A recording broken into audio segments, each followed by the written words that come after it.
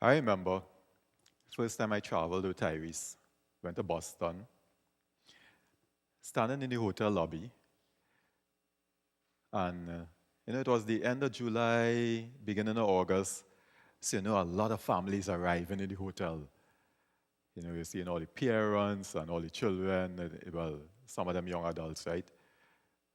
Coming in. So it's always interesting to watch this interaction because the parents have to be managing the younger children who are running all over the place. The young adults want to be cool and think they don't want to walk with their parents. They're walking a little way behind. They want to be seen with your parents and going and checking. The parents, when they check in, well, of course, they're handling the smaller ones. The young adults just collecting their room keys and whatever, I'm out of here. And they go off with their friends, go and hang out. And during that time, I'm just taking all this with Tyrese and looking at him and thinking that, he might never be doing that. In the evening, head out into the town, seeing all these young adults, linemen, hanging out by the bar, in the restaurants. I was like, wait, boy, I'm really out of my league here. Everywhere I turn, only these sort of young people. Like, there's no room for me here again, or what? Now, you might want to know why I'm explaining this, because that sounds like that is what will happen in any hotel around vacation time, right? But the only difference is this is not a vacation resort hotel. This was a business hotel. And we were actually there for a conference, the National Down Syndrome Congress Conference. And all those young adults who were in the restaurants and in bars and all over having fun were adults with Down syndrome. So, coming from Trinidad and seeing this for the first time just blew my mind. Because when my son was born, all the experts, they were very kind when they told me this, right? But they told me all about all the things he would not be able to do, to prepare me. First, they told me that he was sorry. They were sorry that he was born with Down syndrome and that he might not be able to talk, he might not be able to walk, he might not have good muscle tone. He really basically mightn't be able to do much. So picture me as a father, waiting, I was going to have a son. Man, I'm just waiting to do all the things that a father would want to do with his son. And then they come and giving me this long story of all the things he wouldn't be able to do. Yeah, most of me died right there and then. But flashback to standing in that hotel lobby and seeing all these children with Down syndrome doing all the things that they told me my son wouldn't be able to do. So am I in some kind of false reality here? How is that possible? It's the same Down syndrome. It wasn't a different strain. So I had to find out more, especially meeting more parents and hanging out, of course, with those same young adults, discussing politics, relationships, love, everything, and trying to keep my mouth closed. Thinking that we're not really talking to somebody with Down syndrome here. And then just looking at Tyrese, every time I'm thinking, oh, that future that they painted for me, oh, this is going to be so different. Came back from that conference, brimming with excitement, telling all the parents, hey, listen, your child could go to school, a regular school. you know.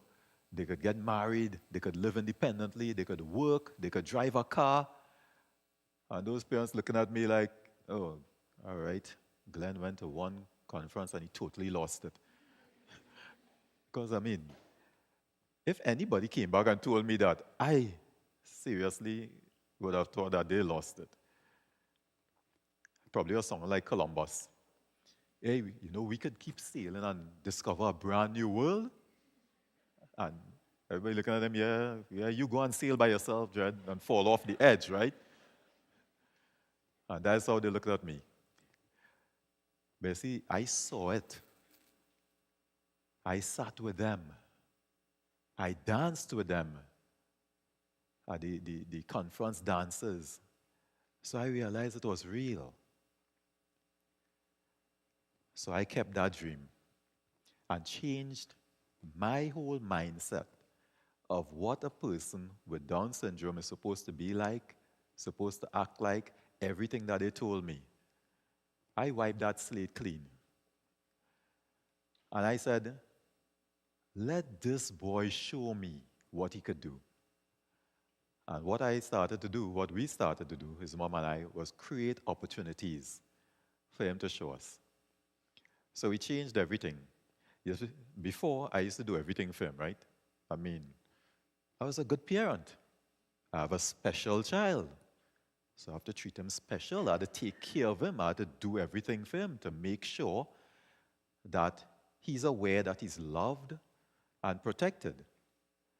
But what I was really effectively doing is hindering his progress by doing that. And I only realized that when I took a step back and allowed him to do things to himself. And the amazing thing was that he could do it.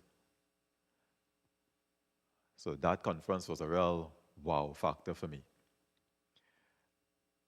Some of the parents actually believed in what I was saying. They probably thought I was kind of over the top, you know, when I talk about secondary school and university and getting married and all of that. But they still kind of believed in me, so we decided to come together and form an organization called the Down Syndrome Family Network. And through that network, one, we'll fight for the human rights of persons with Down syndrome. We will educate people about their potential, and we will empower the parents and help them to change their mindset about what the future of their kids would be like so they could empower their kids. So we started. And up came the experts again. No, your children will not be able to attend school. They will not be able to fit in the school. They will not be able to keep up with the academics. They can't communicate. How will they communicate with the children? And what are you talking about socialization and inclusion? If they can't communicate with them, how they will make friends? They'll be ostracized. They will be bullied. It's a waste of time. It will not work. So, we bow our head. I don't have a tail, probably I'll stick my tail between my leg and slink away. But then every time I look at my son and what he was doing, I was like, oh, hell no. And then I remember every time I attended the conferences, those young adults that I interacted with, and everything that they said, imagine discussing Obama's election strategy with a group of young adults with Down syndrome. I was like, no way, man. And that actually happened. Who was pro-Hillary? Who was pro-Obama? And sitting down there with them and watching the interaction, and I was like, no. So we started pushing a little harder. And eventually, the government signed and ratified the United Nations Convention on the Rights of Persons with Disabilities. Well, that was a huge, huge success for us when that was done. Because then that kind of put a little crack in the door so we could stick our foot in and say, right, because now they have to start recognizing the rights of persons with Down syndrome and other disabilities. And we started to push a little harder. So we have these international conferences in March to celebrate World Down Syndrome Day. We have workshops during the year. And we have, of course, the Body Walk in Down Syndrome Awareness Month of October, which is the largest inclusive walk in the Caribbean. So you think we are making strides, right? We have received international awards. In 2014, we were recognized by Down Syndrome International based in the UK. In 2016, we received the President's Award from the National Down Syndrome Congress based in the US. And we recently received the Points of Light Award from the head of the Commonwealth, Her Majesty the Queen. So things would be perfect, right? Here we are looking up, but yet still, the experts, they are pushing us back. What can people with disabilities really offer society?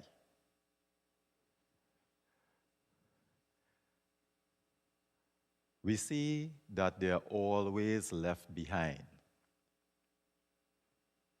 And it's your fault. Because everybody talks about society has to change, right? But we are society. And if we don't change, nothing else will change. So we are advocating for policy and legislation for persons with disabilities that will give them, a little teeth to fight for their rights. And everybody always asks, why do you need a law? Why do you need policies? They don't abide by it anyway. It won't help your situation in any way. Nothing will change. Yeah, but I always say, give me that law and I'll show you what will change. Just like they say money wouldn't make you happy. But if when you're all leaving, you all could leave some money for me at the front, I'll show you how happy I'll be. All right? Because we see what happens with laws. How many of you all buckle up when driving now? How many of you all, with the nice fast cars, all of a sudden driving really slow? And how many of us, Carnival is around the corner, Christmas is around the corner, and you're getting a designated driver? All because of legislation. So we need that legislation. The only other thing I want to help with is before those policies are then come into effect, there's this nice thing they call public consultations. But very few members of the public attend. And especially considering that's a consultation for persons with disabilities, none of us have any disabilities, so you might think, why should I attend? But the thing about having a disability is that anybody could become disabled at any point in time through illness, through accident, could be anything. I've had some friends that they lived their entire lives and because of an illness, they lost their vision, or they lost their hearing, or they lost their mobility. And so that is something that would affect all of us at some point. If it's not a family member, could be a friend, and we should be interested in exactly what they put in that policy, because a weak policy will lead to a weak legislation, and then weak legislation means discrimination against human rights. So when I think back on when my son was born, and all the things they told me that he would not do, and I think about all the things that he does now, I realize that the future is in good hands. Tyrese Niles,